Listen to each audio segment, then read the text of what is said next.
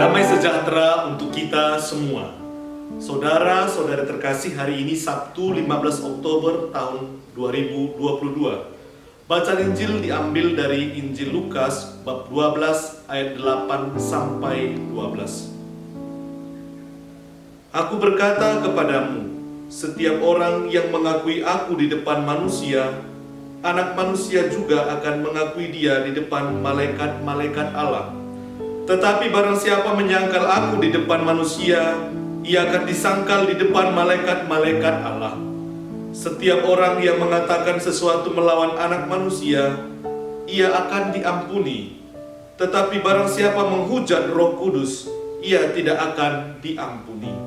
Apabila orang menghadapkan kamu kepada majelis-majelis atau kepada pemerintah-pemerintah dan penguasa-penguasa, janganlah kamu khawatir bagaimana dan apa yang harus kamu katakan untuk membela dirimu.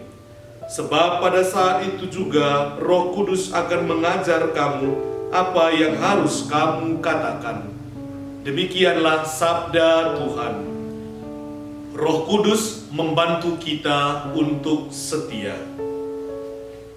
Saudara-saudari terkasih, siapa yang mengakui aku juga akan mengakuinya. Demikian sabda Tuhan.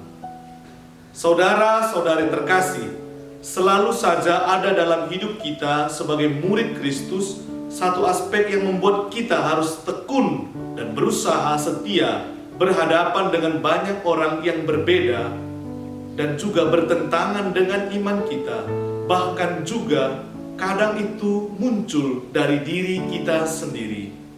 Aspek ini kita temukan dalam Injil yang baru saja kita dengar. Setiap orang yang mengakui aku di hadapan manusia, juga Anak Manusia akan mengakuinya di hadapan malaikat-malaikat Allah. Tetapi siapa yang menyangkal aku di hadapan manusia, akan disangkal di hadapan malaikat-malaikat Allah. Inilah posisi dari setiap murid di hadapan saudara-saudari yang lain. Penginjil Lukas dengan terang memiliki pengalaman yang nyata atas gereja awal yang dipanggil untuk mengakui iman dalam situasi penganiayaan. Penginjil Lukas menemukan kekuatannya melalui pandangan yang terarah ke surga, di mana ada kemuliaan Anak Manusia. Setiap orang Kristen adalah saksi setia tentang Kristus di hadapan saudara-saudari. Setiap hari dengan caranya menghadirkan kepadanya kesempatan untuk mengenalnya atau menolaknya. Misteri akan pilihan ini, menerima atau menolak Kristus, memiliki konsekuensi bagi kehadiran kita setiap hari.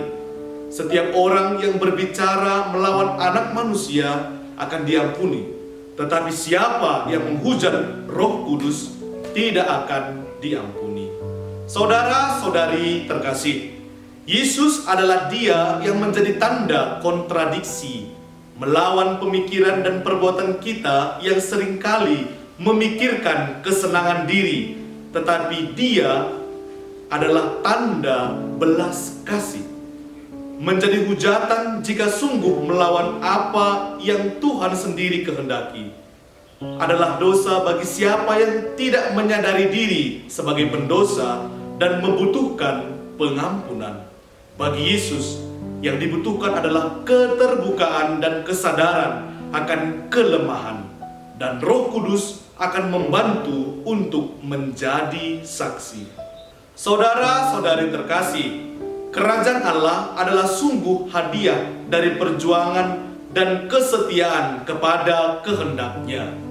Saudara-saudari terkasih, Roh Kudus mengajari kita, mengingatkan kita, membuat kita mampu berkomunikasi dengan Allah dan dengan sesama. Tidak ada seorang Kristen yang bisu, yang roh dan jiwanya terdiam, dan tidak ada tempat bagi orang yang demikian. Kita dapat berbicara, berkomunikasi dengan Allah dalam doa, dan Roh Kudus membuat kita berbicara dengan sesama dalam dialog persaudaraan.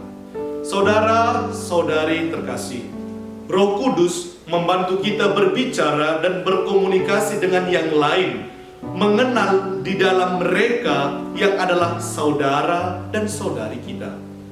Dan lebih dari itu, saudara-saudari terkasih, Roh Kudus membuat kita berbicara juga kepada saudara-saudari lain dalam kesaksian profetis, yakni menjadikan diri kita sendiri sebagai sarana dan jembatan kasih, kesetiaan, dan kerendahan hati akan sabda Allah.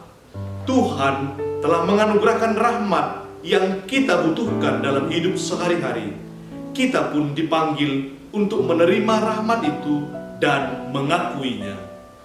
Menerima dan mengakui Dia berarti juga kita sungguh berjuang untuk berelasi dengan Allah dan juga dengan sesama. Semoga Roh Kudus yang telah kita terima senantiasa bergema dalam diri kita, agar sungguh kita pun mampu untuk menjadi saksi dan sarana cinta kasih dalam hidup sehari-hari. Sekalipun akan selalu ada tantangan dan cobaan yang menerpa. Saudara-saudari terkasih, semoga saya, Anda, dan kita semua yang telah menjadi murid Tuhan senantiasa berjuang terus-menerus menjadi saksi sejati kebaikan Allah dan menjadi sarana komunikasi yang menghantar banyak orang kepada Allah yang selalu menyapa umatnya. Amin. Tuhan memberkati kita.